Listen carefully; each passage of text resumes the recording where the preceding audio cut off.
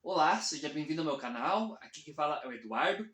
E hoje, dando sequência ao meu projeto de leitura da Bíblia, vou ler hoje a Bíblia de Estudo NTLH.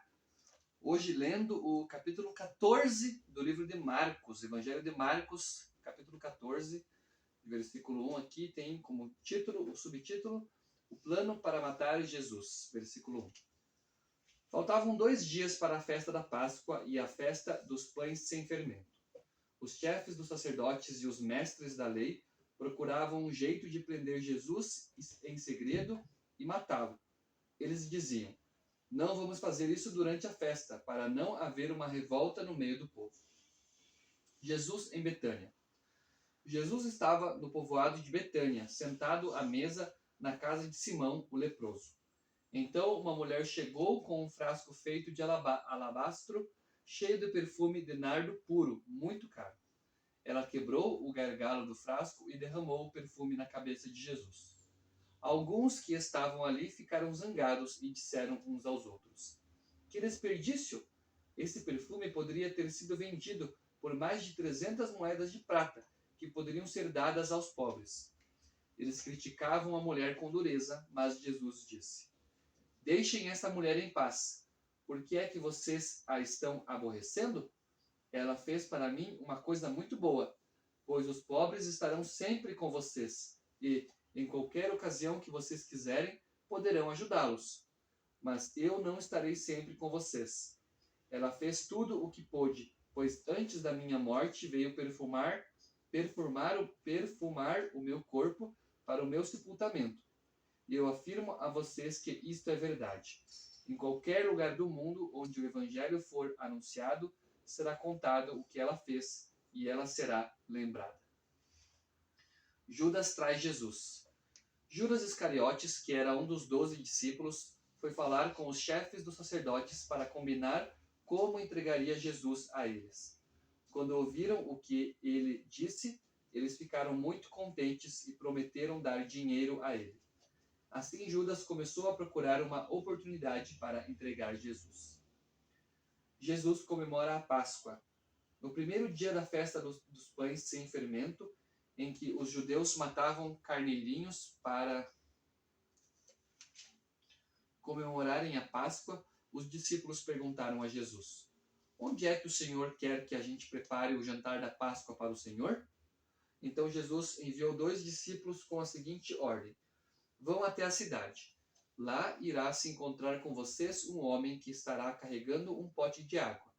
Vão atrás desse homem e digam ao dono da casa em que ele entrar que o mestre manda perguntar: Onde fica a sala em que eu e os meus discípulos vamos comer o jantar da Páscoa? Então ele mostrará a vocês no andar de cima uma sala grande, mobiliada e arrumada para o jantar. Preparem ali tudo para nós. Os 2 discípulos foram até a cidade e encontraram tudo como Jesus tinha dito. Então prepararam o jantar da Páscoa. Quando anoiteceu, Jesus chegou com os 12 discípulos.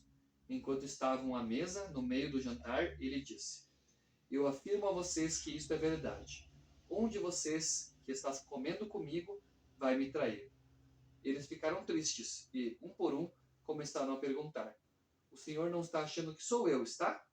Jesus respondeu: É um de vocês. É o que está comendo no mesmo prato que eu.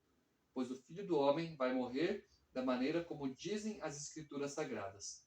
Mas ai daquele que está traindo o Filho do Homem. Seria melhor para ele nunca ter nascido. A ceia do Senhor, versículo 22. Enquanto estavam comendo, Jesus pegou o pão e deu graças a Deus. Depois partiu o pão e o deu aos discípulos, dizendo: Peguem, isto é o meu corpo. Em seguida, pegou o cálice de vinho e agradeceu a Deus. Depois passou o cálice aos discípulos e todos beberam do vinho. Então Jesus disse: Isto é o meu sangue, que é derramado em favor de muitos. O sangue que garante a aliança feita por Deus com o seu povo. Eu afirmo a vocês que isto é verdade. Nunca mais beberei deste vinho até o dia em que beber com vocês um vinho novo no reino de Deus. Então eles cantaram canções de louvor e foram para o Monte das Oliveiras. Jesus avisa Pedro.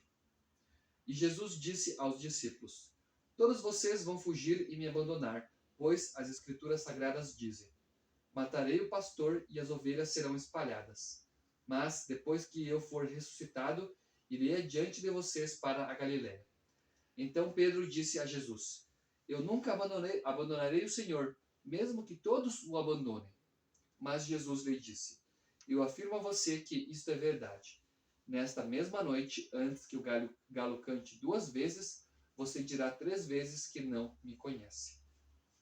Mas Pedro repetia com insistência: eu nunca vou dizer que não o conheço, mesmo que eu tenha de morrer com o Senhor. E todos os outros discípulos disseram a mesma coisa. Jesus no jardim do Getsêmani.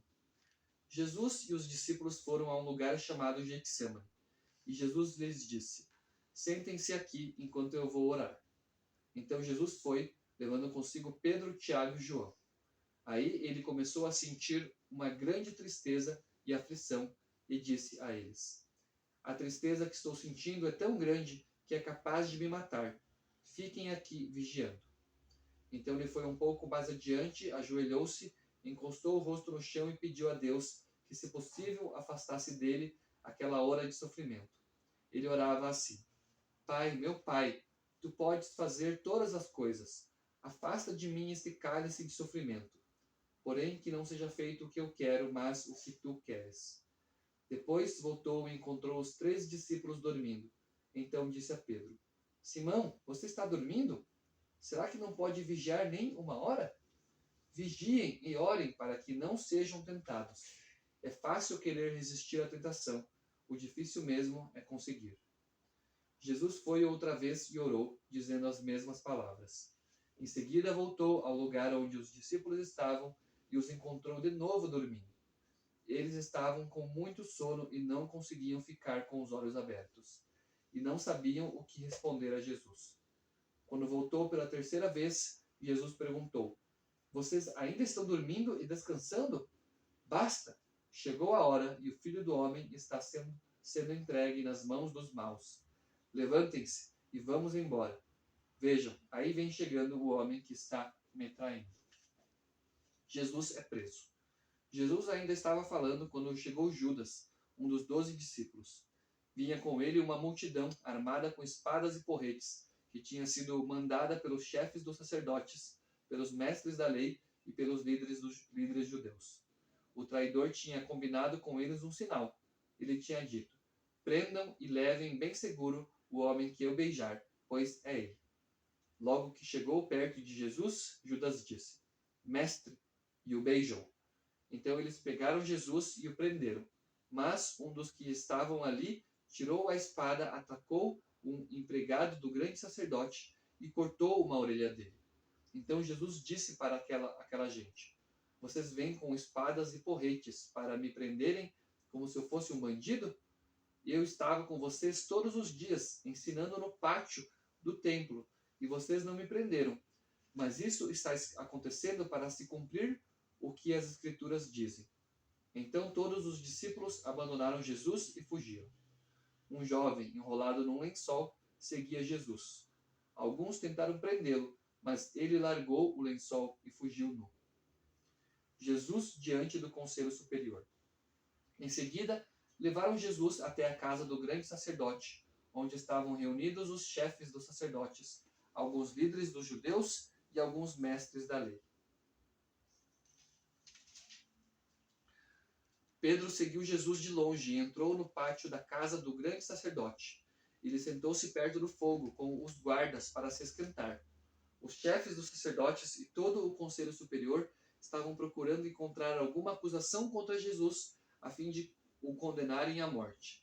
Mas não conseguiram nenhuma. Muitos diziam mentiras contra ele, mas as suas histórias não combinavam umas com as outras.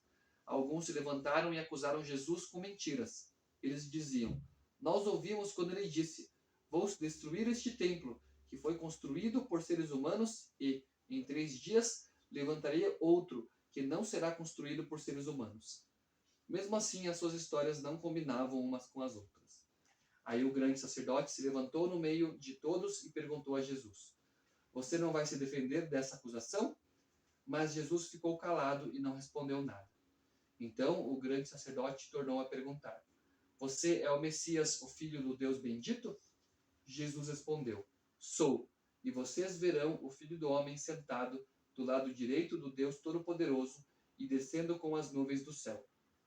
Aí o grande sacerdote rasgou as suas próprias roupas e disse: Não precisamos mais de testemunhas. Vocês ouviram esta blasfêmia contra Deus. Então, o que resolvem? Todos estavam contra Jesus, e aí o condenaram à morte. Então alguns começaram a cuspir nele, cobriam o rosto dele, davam bofetadas nele e perguntavam: Quem foi que bateu em você? Adivinhe! E também os guardas o pegaram e lhe deram bofetadas. Pedro nega Jesus. Pedro ainda estava lá embaixo no pátio quando apareceu uma das empregadas do grande sacerdote. Ela viu Pedro se esquentando perto do fogo, olhou bem para ele e disse: Você também estava com Jesus de Nazaré. Mas ele negou, dizendo: Eu não o conheço, não sei do que é que você está falando. E saiu para o corredor. Naquele momento, o galo cantou. Quando a empregada viu Pedro ali, começou a dizer aos que estavam perto: Este homem é um deles. Mas ele negou outra vez. Pouco depois, as pessoas que estavam ali disseram de novo a Pedro: Não há dúvida de que você é um deles, pois você também é da Galiléia. Aí Pedro disse: Juro que não conheço esse homem de quem vocês estão falando. Que Deus me castigue se não estou dizendo a verdade. Naquele instante, o galo cantou pela segunda vez. E Pedro lembrou que Jesus lhe tinha dito: Antes que o galo cante 2 vezes, você dirá 3 vezes que não me conhece. Então, Pedro caiu em si e começou a chorar. Essa daqui foi a leitura de Marcos, capítulo 14, o Evangelho de Marcos, já aqui na Bíblia de Estudo NTLH. Agradeço por você estar me acompanhando, fique com Deus e até o meu próximo vídeo.